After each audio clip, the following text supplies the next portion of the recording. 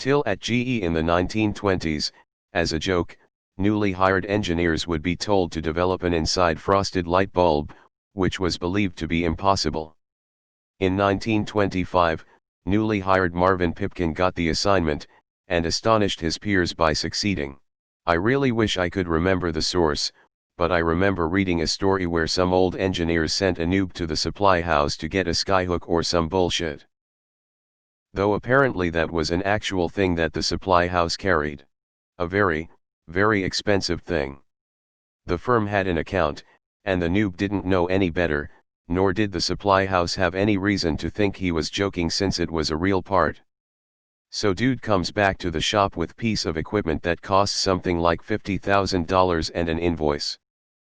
I'm pretty sure at least one of the older guys got fired for that. Okay Pipkin, your next assignment is time travel.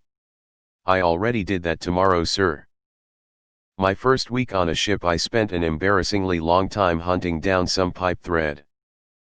At the shop I work at we had a prank on the new guys around Christmas. Everybody in the shop would sign a form and put down whether they wanted a Christmas ham or a Christmas turkey. Then they'd give it to the new guy, have him put down what he wanted and tell him since he was the last one that he had to take it to the shop lead. The shop lead was always furious because he had asked everyone to not do these kinds of things anymore, and everyone in the shop ended up signing the thing anyway.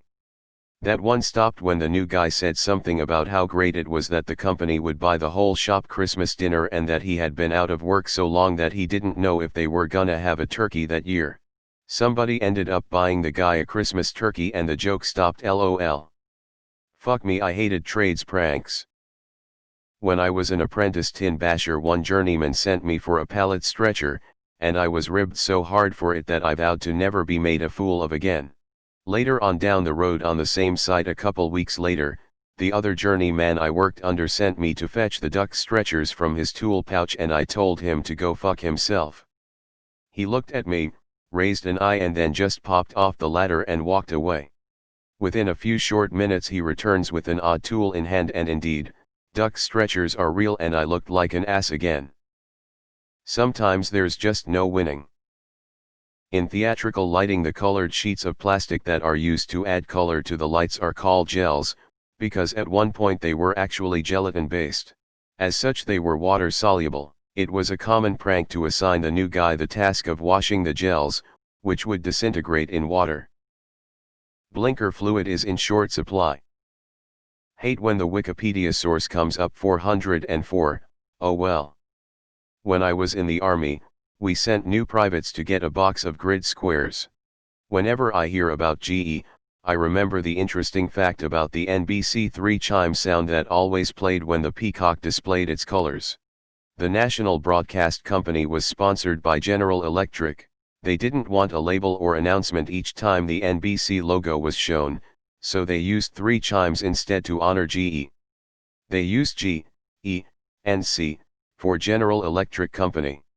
One that used to be played on newcomers when I started working, very young, in a factory, was "Go ask the store man for the mark of the glove," not in English. This would subsequently result in the storeman slapping the new guy across the face with a glove. I worked in the shipyards for about a year, and during my first month, I was told, while half asleep from schedule adjustment, to get aluminum magnets. I made it to the gang box before I realized, on my own thank God, the paradox there. Speaking of fool's errands, we had an errand for newbies when I worked at a college bar. We'd phone the bar down the street to let them know that the new guy would be coming by to pick up coolant for the ice machine. They would fill a cup with water to the brim and tell the poor sucker that it was highly corrosive and couldn't be spilled or come in contact with their skin.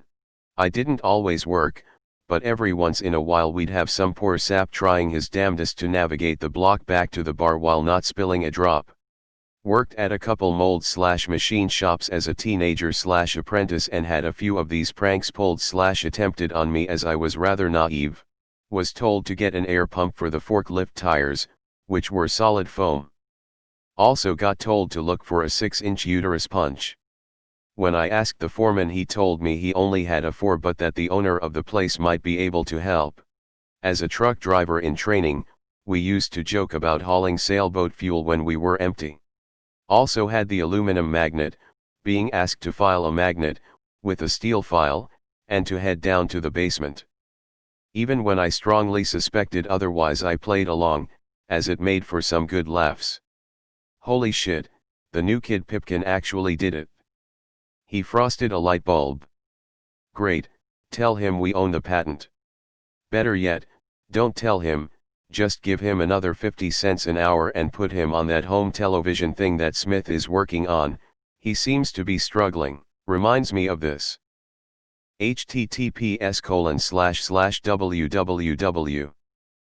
Snopes.com/fact-check/the unsolvable math problem/.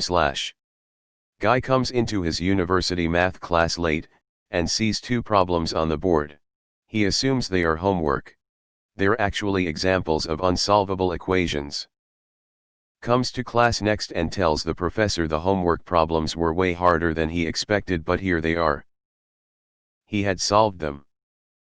The belief that a task is impossible can massively inhibit your creativity in figuring out how to complete the task. Never view anything as impossible, and very little will be. We sent junior Marines to the motor pool to get a can of beep since the Humvee horn wasn't working. Went down the rabbit hole of GE history. There's so much to that company and they were so innovative. Now, met. The assignment was more of a way for the old heads to break in the young engineers who came in all bright-eyed and bushy-tailed ready to take on the world. They let the new guys flail away at this for a while, then they take them aside, said they knew it couldn't be done, and then put them to work on real projects. Pipkin, however, didn't know that it couldn't be done. This played out similar to Edison making a $50,000 bet with Tesla, who came to America and was a new employee at Edison Machine Works, to fix one of Edison's inefficient DC generator designs. Tesla succeeded after months of engineering where Edison failed on his very own invention. However, Edison backed out, saying it was a joke, and didn't owe him the prize money. Tesla quit and they became bitter rivals.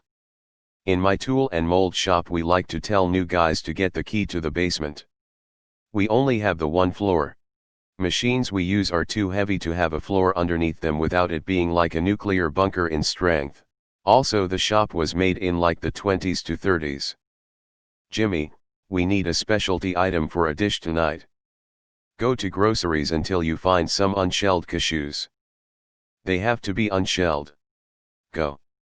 Go down to maintenance and bring me a bucket of steam. They were instrumental in getting the Clean Water Act passed. https://en. Wikipedia, org/wiki/pollution_of_the_Hudson_River. Spoiler, because they polluted the shit out of the Hudson River for decades. My first job was bagging groceries at a grocery store. A few days into the job, one of the other baggers comes up to me and tells me that it's time to take my lunch break, but my manager needed me to go to the salad dressing aisle and shake up the Italian salad dressing so it looked fresh. Like the young, naive fool I was, I went over to the salad dressing aisle, and started to grab bottle after bottle of Italian salad dressing and vigorously shake it up, then put it back on the shelf. After about 5 minutes, the boss notices I'm missing and starts to look for me. Once she found me and told me the other guys were fucking with me, she sent me on my lunch break. I'll never forget that walk of shame to the time clock.